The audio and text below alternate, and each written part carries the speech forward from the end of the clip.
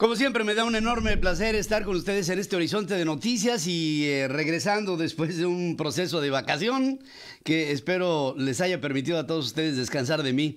El hecho es que me llamó muchísimo la atención en este pasado domingo el Super Bowl número 55, celebrado en Tampa, en Florida, en los Estados Unidos. ¿Por qué me llamó la atención? Me llamó la atención porque, bueno, muchos ven el deporte. Yo realmente no entiendo mucho de este asunto. A veces lo gozo, a veces lo sufro, pero lo que sí me di cuenta es que había en el Super Bowl número 55 un mensaje estrictamente político para la sociedad de los Estados Unidos.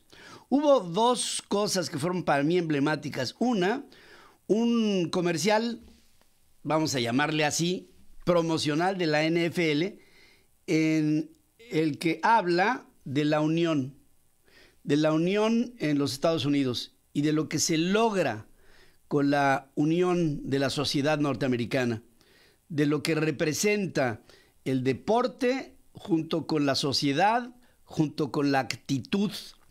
Y esto me hace pensar, junto con otro anuncio que se da al final del partido, en donde la NFL anuncia que le está ofreciendo al presidente Biden los estadios de la NFL para que desde ahí se hagan vacunaciones masivas en toda la Unión Americana, junto con otro mensaje que se da en el medio tiempo, cuando un muchacho, The Weeknd, que es el típico ejemplo de un chavo hecho bajo el sueño americano de que con capacidad y con talento se puede uno abrir paso en la vida. Este chavo publica a través de YouTube una serie de canciones que pegan, se vuelven virales, y con ello este hombre, sin el apoyo de una disquera, sin el apoyo de dinero, sin el apoyo de nada más que de su cerebro, se da a conocer y se convierte en un trending topic entre la juventud norteamericana y después entre la juventud del mundo. Pero lo más importante,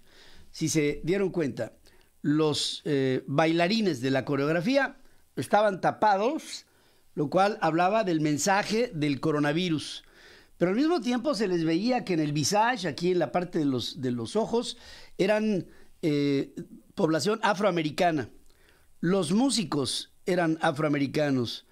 El coro era afroamericano. El cantante The Weeknd estuvo solo, lo que quiere decir que no alternó con nadie, y con ello se lanzaba un mensaje en contra del coronavirus, a favor del uso de las mascarillas y la sana distancia por otra parte, pero sobre todo de Black Lives Matter.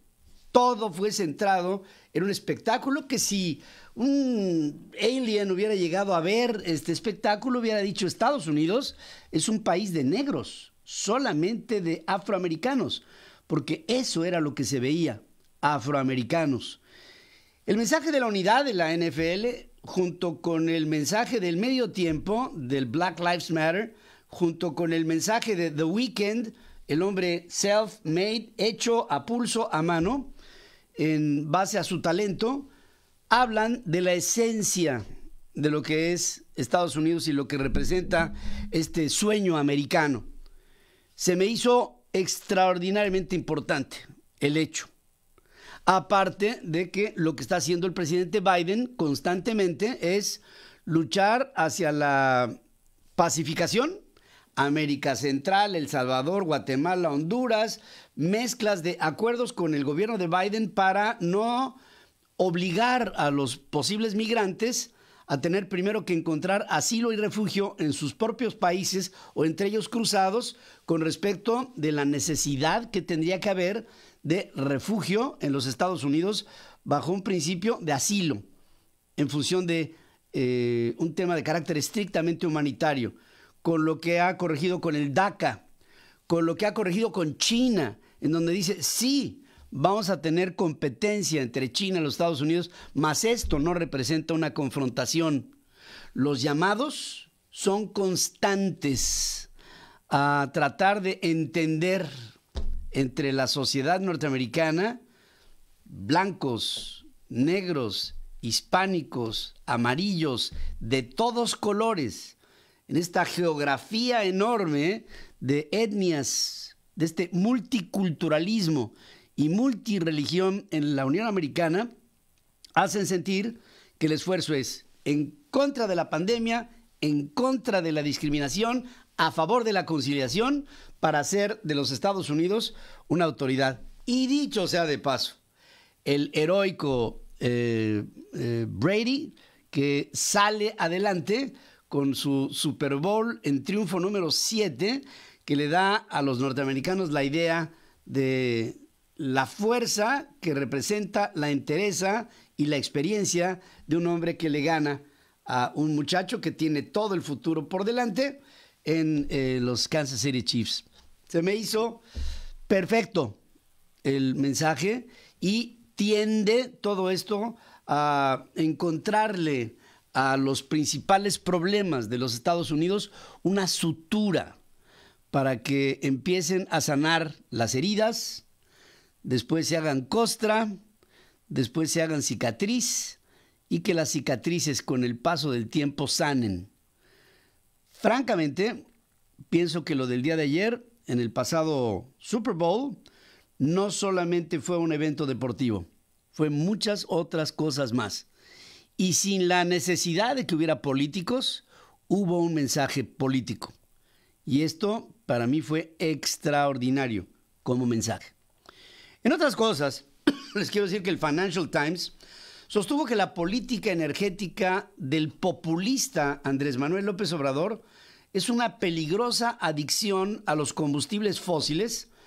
En un editorial de este domingo, y el medio alertaba sobre la nueva iniciativa para modificar la ley de la industria eléctrica, que según señala va en contra de las tendencias internacionales de las energías limpias, por un lado, pero por otra parte del tratado comercial entre Canadá, Estados Unidos y México. Y dice, contravenir acuerdos comerciales globales, dañar la inversión privada, perjudicar a los consumidores y traicionar los compromisos sobre el cambio climático, esto debe de destacarse como un contrasentido al sentido en el que están yendo la mayoría de los pueblos que tienen algún tipo de responsabilidad con el planeta y con lo que vendría hacia adelante de energías limpias, que entre otras cosas, una de las características fundamentales de las energías limpias es que son mucho más baratas, aparte de muchas otras ventajas.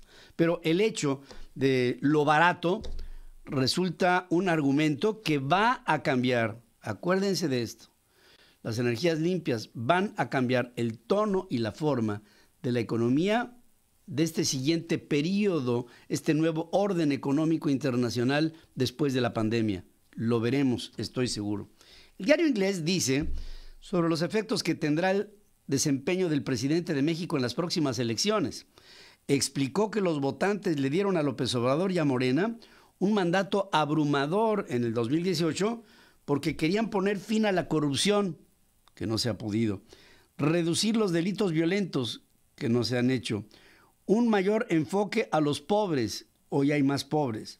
Sin embargo, subraya que lo que obtuvieron fue un mandatario que no ha logrado reducir los asesinatos, hacer crecer la economía, respetar a las instituciones o controlar el coronavirus de manera eficaz, pues México tiene ahora el tercer número más alto de muertes por COVID en el mundo, en parte porque el Ejecutivo minimizó constantemente la pandemia, porque no invirtió en la solución de los problemas, tanto económicos como pandémicos per se, y México está enfilándose a ser uno de los países que tenga las cifras más abultadas sobre efectos colaterales de esta guerra viral.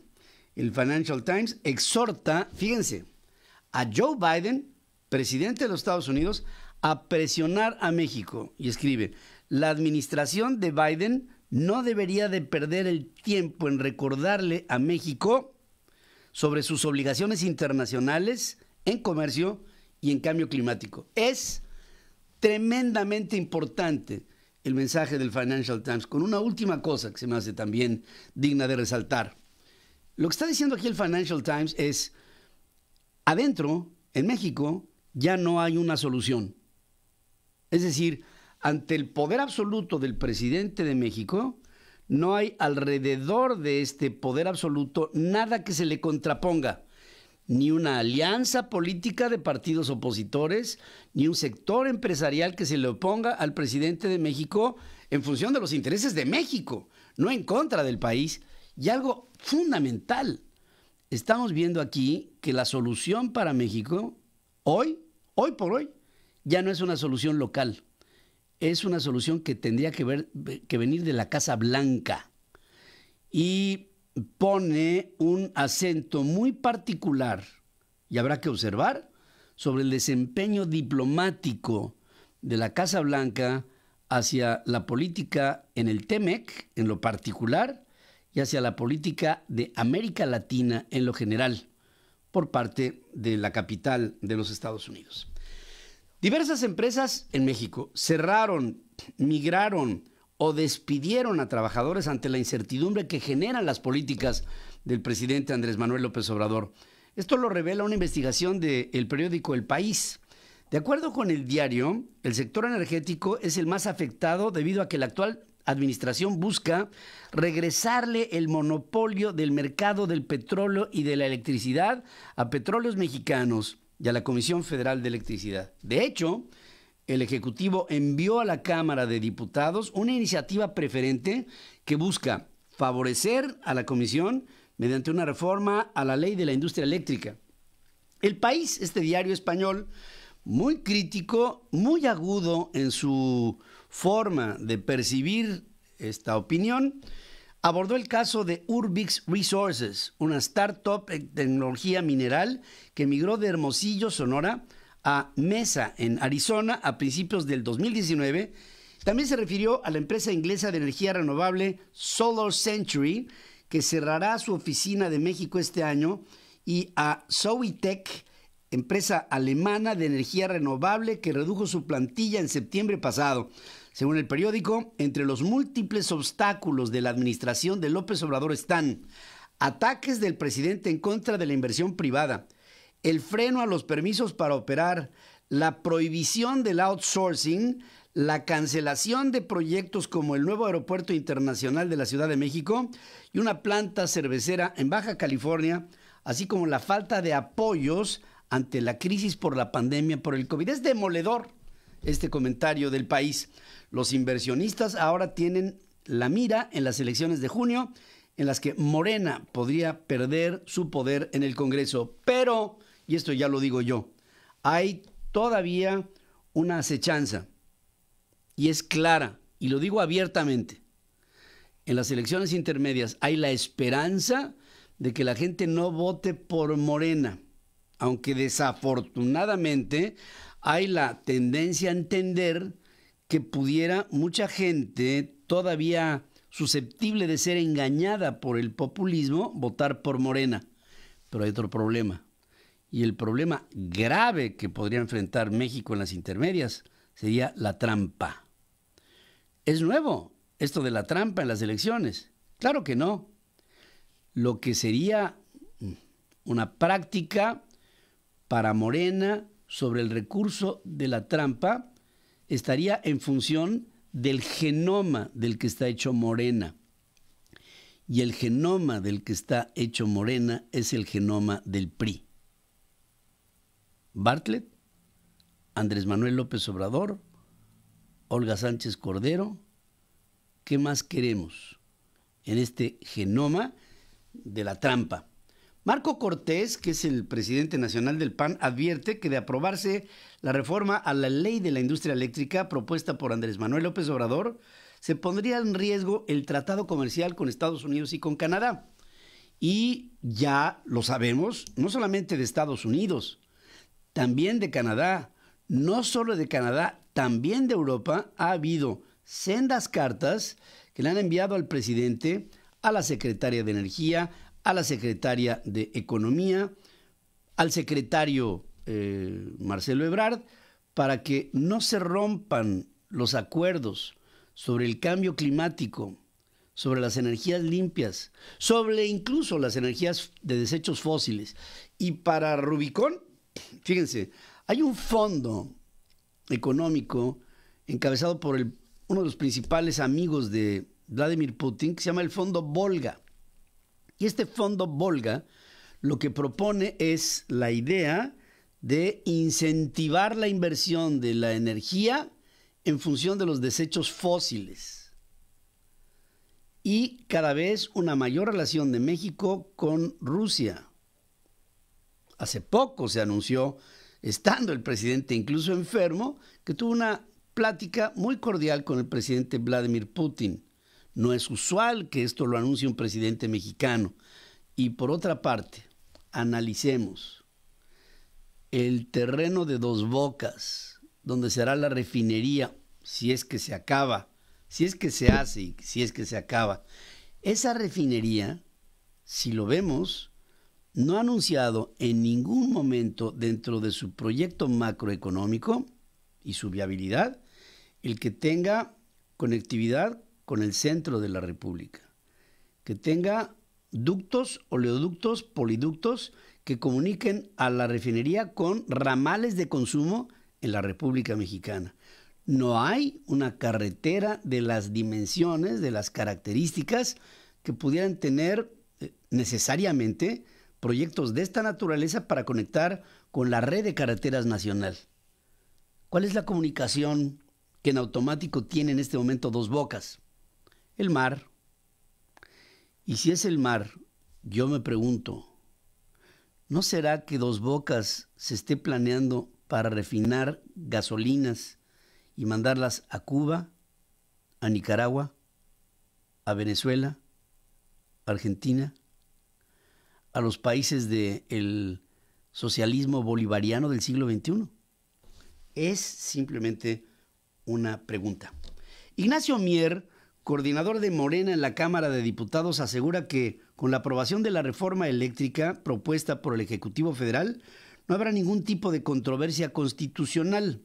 Rechazó que se trate de una contrarreforma, ya que lo que se está buscando es modificar la ley secundaria que derivó de la reforma energética del 2013. Informó que su bancada impulsará la aprobación de la iniciativa presidencial que consideró la más importante de la actual legislatura. Las reformas a la industria eléctrica, el tema del outsourcing y Banco de México son tres reformas que quedaron pendientes de la sesión anterior en el Congreso. Ahora, en un periodo ordinario, la ley del Banco de México se queda en la congeladora. La reforma eléctrica se pretende echar para adelante. Y el outsourcing. Si la reforma eléctrica se echa para adelante y se consolida el monopolio de Petróleos Mexicanos y la Comisión Federal de Electricidad, haciendo de lado a las empresas que han invertido en energías limpias y a las empresas que han invertido extranjeras en México en energías de desechos fósiles bajo el poder de las rondas petroleras, vamos a tener un problema gravísimo. Sin tomar en cuenta o sin dejar de lado más bien al tema de lo minero. Y por otra parte, tenemos el problema del outsourcing. Si el Congreso mexicano aprueba la ley del outsourcing, México no solamente tendrá una crisis económica profunda, sino que consolidará el último candado que había que abrir para abrir con ello la puerta de una crisis económica y social profunda. Sin duda, la crisis económica y social más profunda que ha tenido México en su historia como país. Por el número de quienes somos, por lo que esto representa, por el problema pandémico, por la parálisis de la economía, por el desempleo, por la informalidad. Todo esto hará que si ahora las nóminas se pasan de hecho a los sindicatos y los sindicatos comparecen con el presidente, vamos a ver, estoy seguro, la confrontación más grave que se ha dado en nuestro país, en México, con respecto del desempeño de la industria, del comercio, de la manufactura, del sector primario, ya no digamos del intermedio, manufactura, etcétera, y de los servicios, con respecto a un posible desarrollo que se pudiera consolidar en caso de que el presidente acabe con el outsourcing. Porque con ello vendrá un caos total. Es parte de la información que les puedo en este momento comunicar, importante, aparte de muchos otros temas que ahí se quedan en el tintero. En términos generales, solamente les quiero tratar de hacer una reflexión que está ligada con este tiempo que estamos hoy viviendo. Piénsenlo. ¿El coronavirus y una guerra son lo mismo? Desde mi punto de vista, la respuesta es sí. Coronavirus, pandemia, mundo, es una guerra. ¿Cuál es el enemigo? Bueno, el enemigo es un enemigo que no podemos ver, incluso ya ha tenido subdivisiones, que son las nuevas cepas. ¿Es una guerra? Sí, es una guerra. La parálisis económica de la normalidad que traíamos antes del coronavirus se ha dado, por supuesto que se ha dado. Ahora, vámonos a la historia. En la historia de los pueblos, después de una guerra, por lo general se consolida un proceso en la paz. Y este proceso va directamente ligado con el auge. El auge económico, el auge social, la intelectualidad, la ciencia, el desarrollo. ¿Cuáles serán los países que después de la guerra en contra del COVID aprovecharán esta coyuntura de auge? ¿Y cuáles serán los países que no? Bueno, me queda clarísimo que los países que sí la aprovechen serán los países que generen confianza. Por eso, justamente por eso, me preocupa México. Gracias por estar conmigo en este horizonte de información. Le quiero agradecer a mi hijo Pedro Ferriz Híjar, el que haya estado en este espacio en los últimos días, en las últimas 2 semanas, y me da un enorme entusiasmo y una gran alegría el poder estar de nuevo con ustedes. Les espero más adelante en la primera emisión Central FM Equilibrio, en centralfmonline.com, en nuestra red de estaciones hermanas, asociadas, afiliadas, en radio y televisión, en 7 países del continente americano y, por supuesto, en nuestras plataformas, en el Internet. Gracias por estar conmigo.